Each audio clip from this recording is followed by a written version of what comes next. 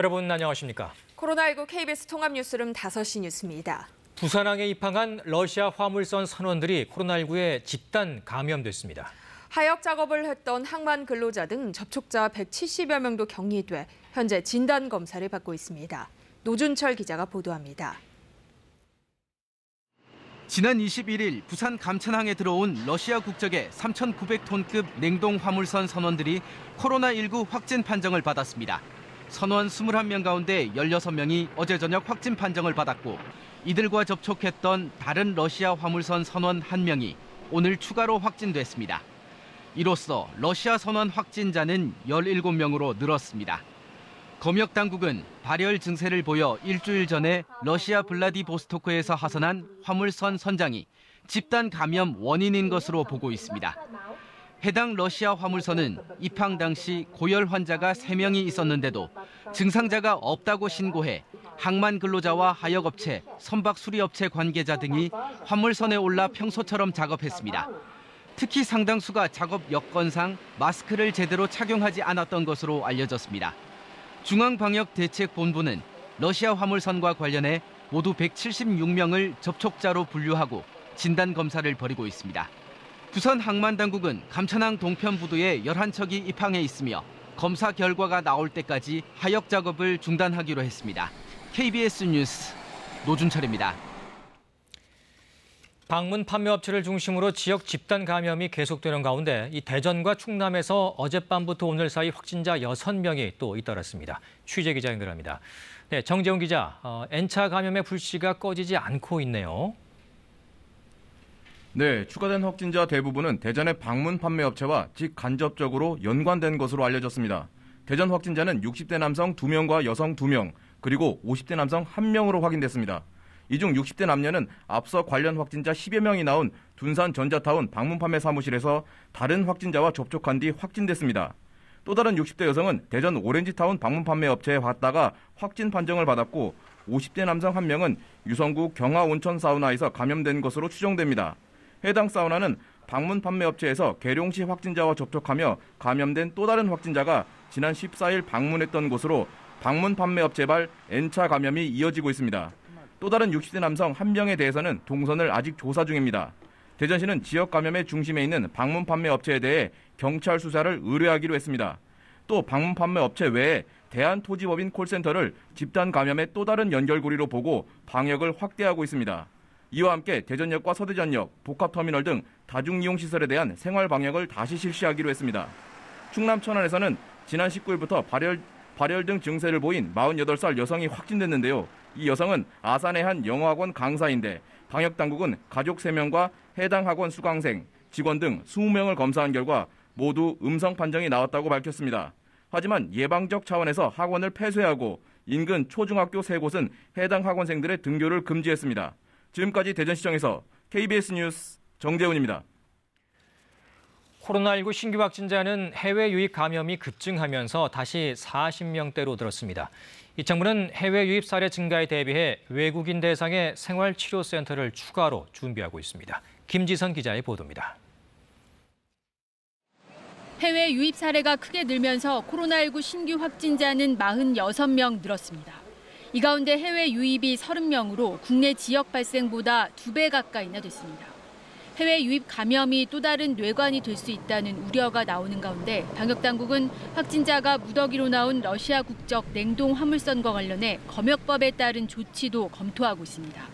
입항 전부터 코로나19 의심 증상이 있는 환자가 3명이나 있었지만 제대로 신고하지 않은 만큼 법적 책임을 묻겠다는 겁니다.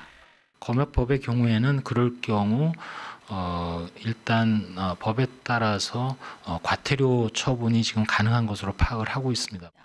이와 함께 정부는 코로나19 해외 유입 사례 증가에 대비해 외국인 환자를 받을 수 있는 중부권 생활치료센터를 추가로 준비하고 있습니다.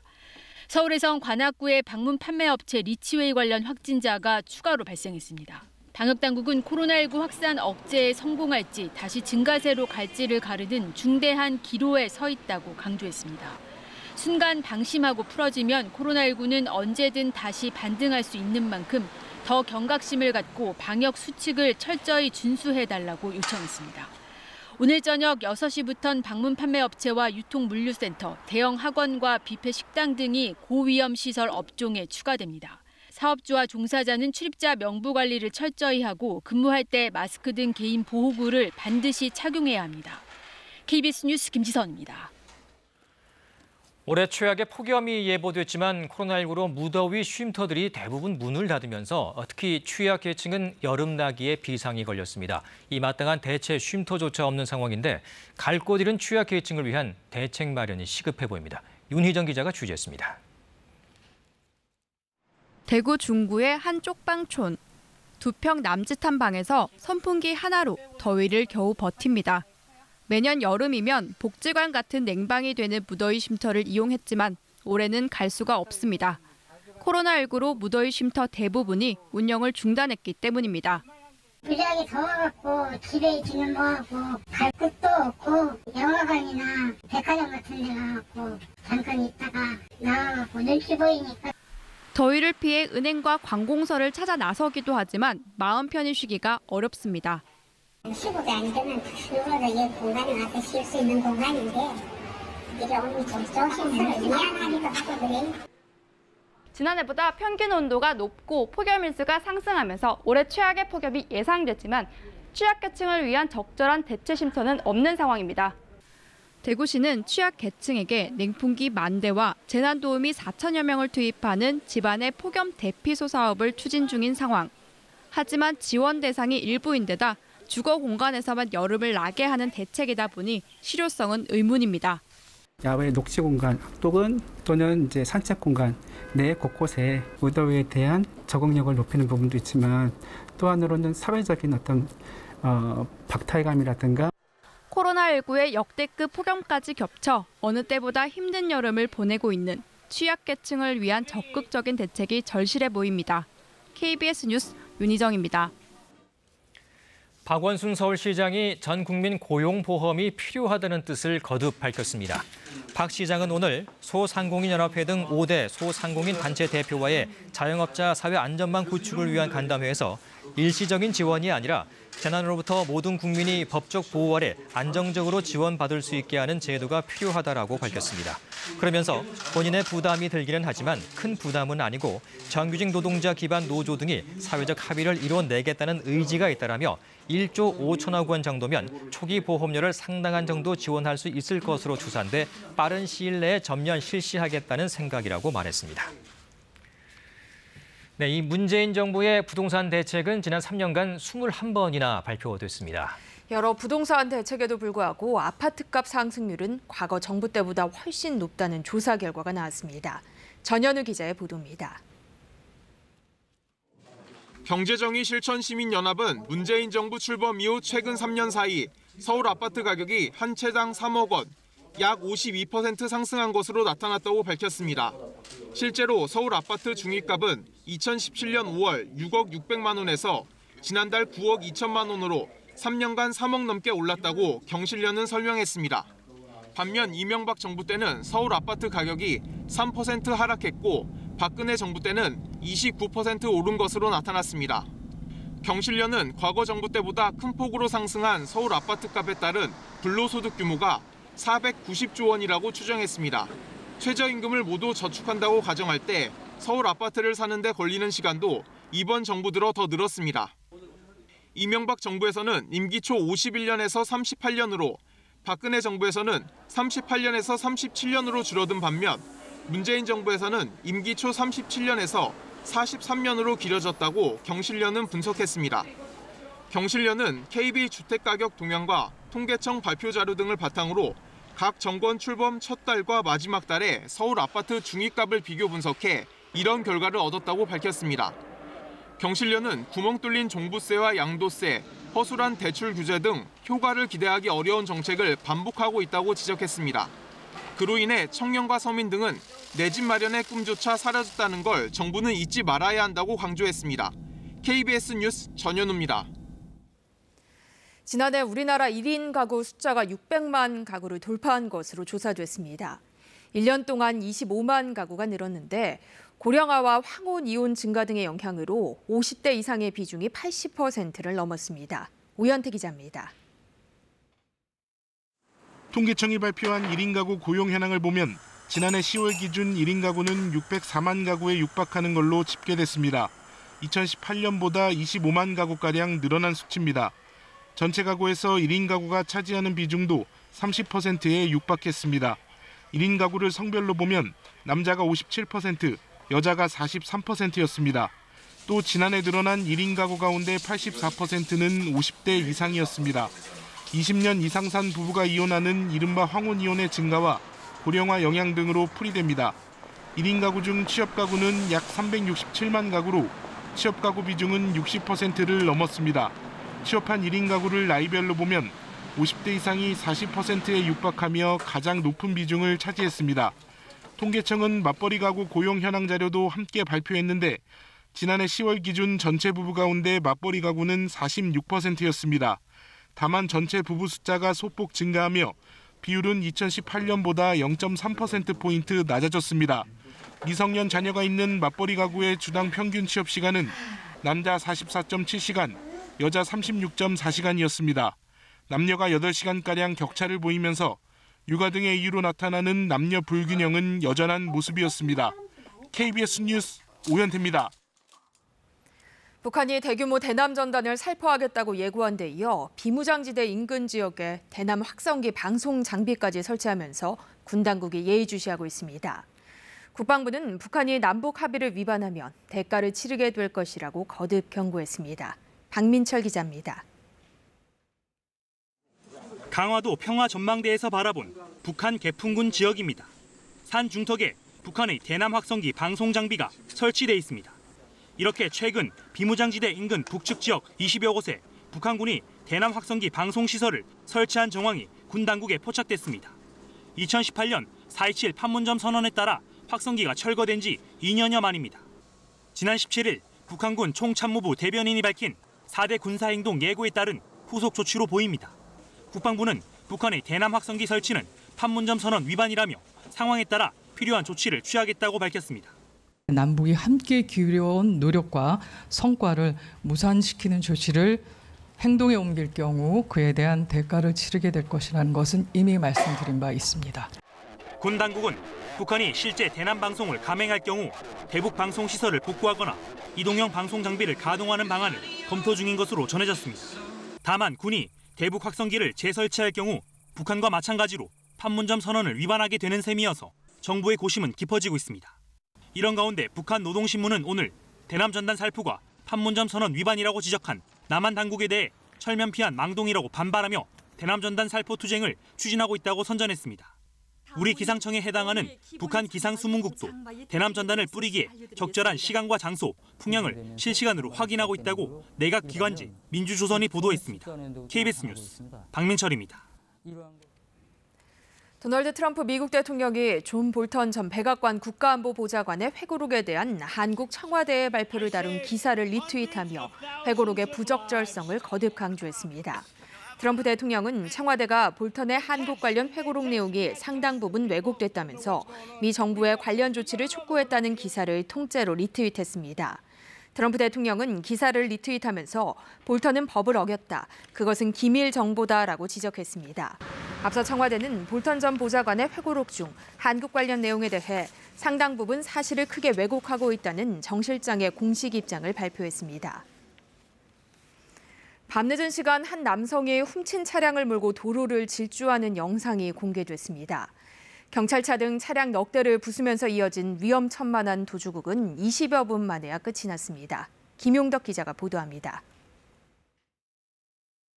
밤 11시쯤 한 차량이 편도 1차선 도로를 빠른 속도로 달립니다.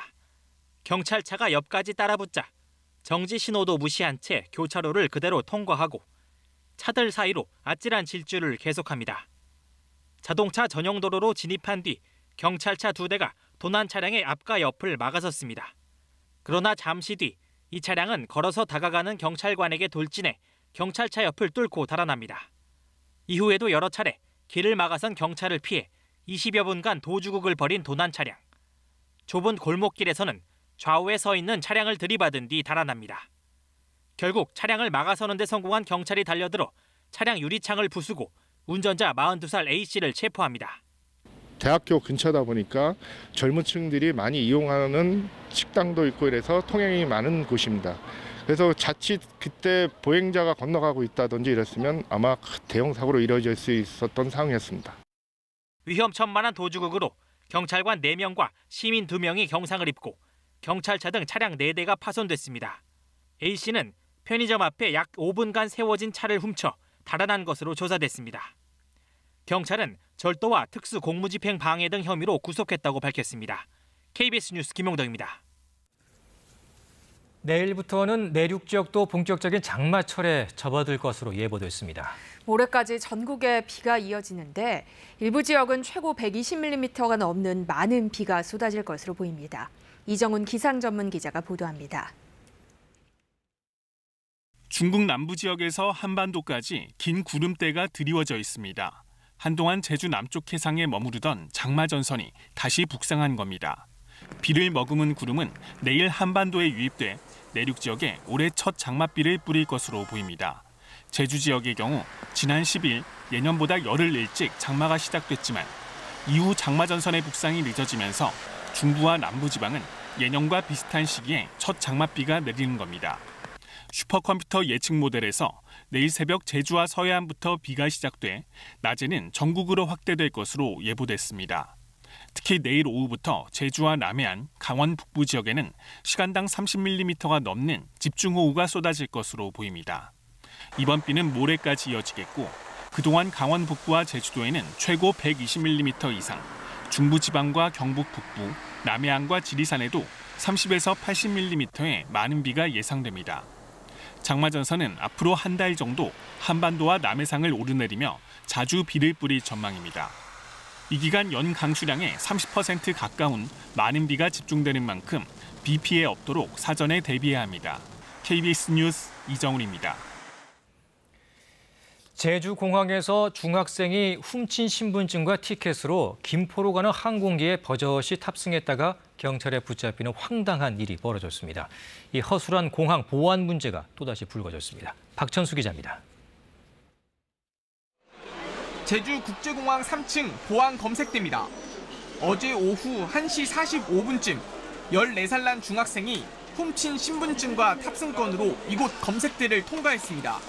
공항 바닥에서 준 30대 남성의 탑승권과 신분증을 이용했지만 별다른 제지 없이 항공기 안으로 들어갔습니다. 10년이 지나도 그 사진이 그대로 이어가거든요. 그게 이제 반복되고 그때 또 사람들이 워낙 승객이 몰리다 보니까 놓치고 지나간 부분이 있죠. 허술한 보안은 해당 항공사도 마찬가지였습니다. 중학생이 탑승한 1분 뒤 30대 승객이 재발급받은 탑승권으로 탑승 게이트에서 바코드를 찍자 중복 경고가 떴는데도 항공사는 단순 오류로 취급한 겁니다.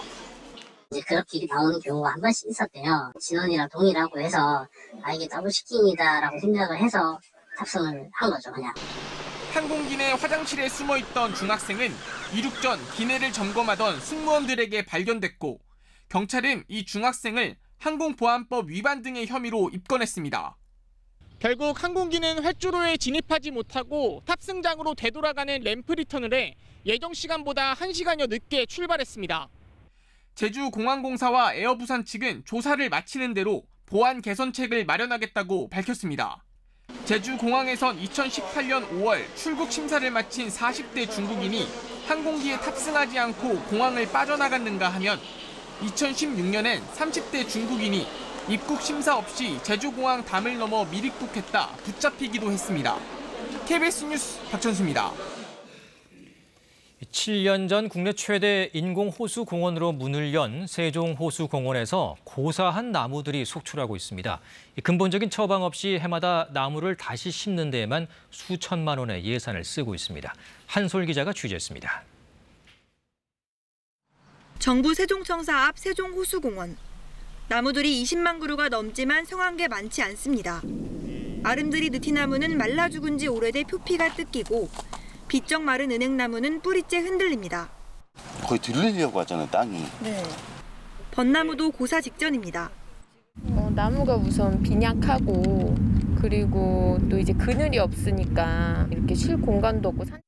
최근 5년간 교체한 나무가 16,500여 그루. 아직도 교체가 시급한 큰 교목이 100여 그루고 작은 관목은 넓이로 1000여 제곱미터나 됩니다.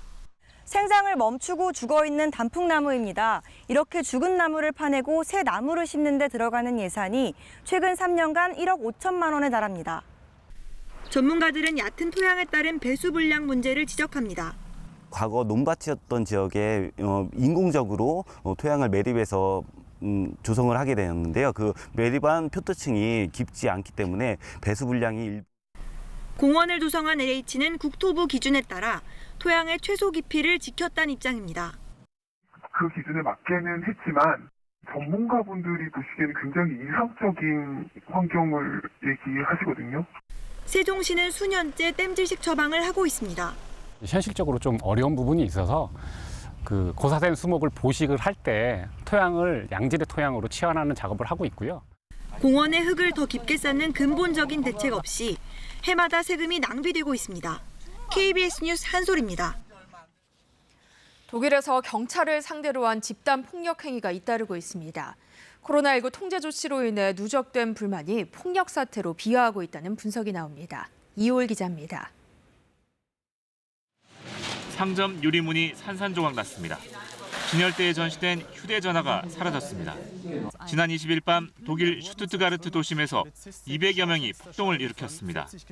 상점 40여 곳의 창문을 부수고 일부 가게에서는 물건을 훔쳐 달아났습니다. 경찰이 17살 마약 소지 용의자를 체포하는 과정에서 사태가 비롯됐습니다. 야외에서 술을 마시던 사람들이 돌과 병을 던지면서 경찰관 19명이 다쳤고 경찰차 12대가 부서졌습니다. 폭동은 이튿날 새벽에야 진압됐고 현장에서 24명이 체포됐습니다. Vor allem auch was das Erleben der Kolleginnen und Kollegen angeht, wie die Gewalt gegen sie hier ausgeübt wird, allein aufgrund der Tatsache, dass sie Polizeibeamte sind und eingeschritten sind. 제오퍼 내무부 장관은 사건 현장을 찾아 경찰관들을 위로하고 엄정한 법 집행 의지를 밝혔습니다. Ich hoffe jetzt, dass die Täter vollständig ermittelt werden, dass sie einer raschen und harten Verurteilung durch die Justiz zugeführt werden. 현지 언론에선 코로나19 통제 조치에 대한 사람들의 누적된 불만이 경찰에 대한 폭력 행위로 이어졌다는 분석이 나옵니다. 코로나19 집단 감염으로 격리된 괴팅엔의 아파트 단지에서도 주민과 경찰 간 충돌이 일어났습니다. 700여 명이 거주한 아파트에서 확진자 120여 명이 나오자 아파트 전체의 출입이 통제됐고 이에 반발한 주민들이 건물 밖으로 나가려고 하면서 경찰에게 돌을 던져 경찰관 8명이 다쳤습니다. 이런 가운데 독일의 코로나19 재생산 지수가 2.88까지 올라가면서 독일 내 코로나19 재확산 우려가 커지고 있습니다. KBS 뉴스 이호울입니다. 미국 내 코로나19 확진자 증가세가 심상치 않습니다.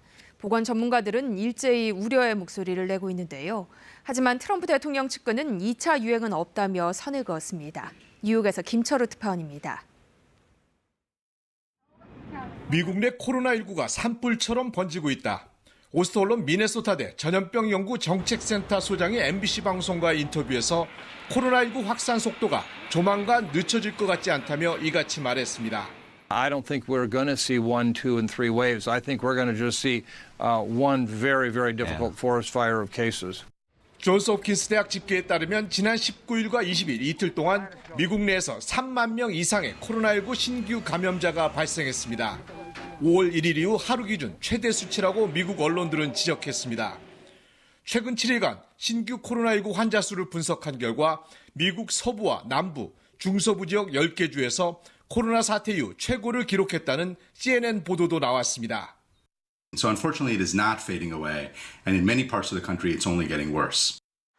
이처럼 일부 주를 중심으로 코로나19 확산세가 가파른 움직임을 보이고 있지만 트럼프 대통령의 핵심 경제 참모는 2차 유행 가능성을 일축했습니다. 커드로 백악관 국가경제위원장은 CNBC 방송에 출연해 일부 집중 발병 지역이 있지만 이 문제를 다룰 방법을 안다면서 2차 유행은 오지 않는다고 말했습니다. 피터 나바로 백악관 무역제조업 정책국장도 모든 가능성에 대비하지만 2차 유행이 일어난다는 것은 아니라고 답했습니다. You prepare for what can possibly happen. I'm not saying it's going to happen. 미국의 보건 전문가들은 최근 35살 미만의 청년들 사이에 확진자가 증가하는 것을 주목합니다. 이들 중에 무증상 전파자가 많고 가족 간의 만남을 통해 부모나 조부모 등 고연령대로 코로나를 퍼뜨리는 사례가 늘고 있기 때문입니다. 뉴욕에서 KBS 뉴스 김철호입니다. 이어서 오늘의 주식 시황을 KB증권에서 전합니다. KB증권입니다. 장 초반 2150선을 회복하기도 했던 코스피 지수가 미중 1단계 무역 합의 파기 소식에 상승폭을 축소하며 2130선에서 장을 마쳤습니다. 코스닥은 개인의 매수에 힘입어 강보합 마감했습니다. 오늘 코스피는 4.51포인트 상승한 2131.24에 코스닥은 1.59포인트 오른 753.23에 마감됐습니다. 전일 미국 증시는 기술주 강세 속에 나스닥 지수가 사상 최고치를 경신하는 등 오름세로 장을 마쳤습니다. 이런 가운데 코스피는 장중 등락을 거듭한 끝에 개인의 매수세가 유입되며 소폭 반등에 성공했습니다. NC소프트가 3분기 호실적 전망에 힘입어 연이틀 사상 최고치 행진을 이어갔고 현대모비스는 친환경차 확산에 따른 수혜 지속 기대감에 5% 가까이 올랐습니다. 또 자가면역 질환 치료제 램시마가 코로나19 증상 치료에 효과가 있다는 발표가 나오면서 셀트리온이 7% 넘게 급등했고 네이버는 웹툰과 커머스, 핀테크 등 신성장 동력이 부각되며 사흘째 상승 흐름을 이어갔습니다. 오늘 원달러 환율은 7원 내린 1208원 80전에 거래를 마쳤습니다. 지금까지 KB증권이었습니다. 날이 차차 흐려지고 있습니다. 서쪽 지방부터 구름 양이 많아지고 있는데요. 중국 산둥반도 부근에서 올라오는 정체 전선의 영향으로 비구름이 발달하고 있습니다. 이 서해상의 비구름이 좀 더 유입이 되면서 내일 새벽에 서해안을 시작으로 낮부터 전국에 비가 내리겠습니다. 특히 지도에 짙은 색으로 표시된 강한 비구름대가 영향을 주면서 내일 오후부터는 빗줄기가 굵어지겠고요. 모레 새벽까지 벼락과 돌풍을 동반한 요란한 날씨가 예상됩니다. 예상되는 비의 양도 많습니다. 강원 북부, 강원 남부와 산간 지역에서는 120mm 이상의 집중호우가 예상되는 가운데 서울을 비롯한 중부와 경북 북부, 남해안과 지리산 부근에는 최고 80mm, 그밖에 남부 내륙에서는 10에서 50mm가량의 비가 내리겠습니다. 비는 모레 오후에 대부분 그치겠지만 강원도와 경북 북부에서는 그 다음 날 새벽까지 비가 이어지는 곳이 있겠습니다. 내일 아침 기온은 서울, 청주 23도, 광주 22도, 대구 21도 등으로 오늘과 비슷하거나 조금 높겠습니다. 낮 최고 기온은 서울 24도 등으로 비가 내리면서 기온은 오늘보다 낮겠습니다. 바다의 물결은 서해와 남해상에서 높게 일겠습니다. 금요일에도 중부와 전북, 경북 지역에 비가 내리겠습니다. 이후 일요일부터 또다시 전국에 장맛비가 내릴 전망입니다. 기상정보였습니다. 코로나19 통합 뉴스룸은 7시 뉴스에서 이어집니다. 시청해주신 여러분 고맙습니다.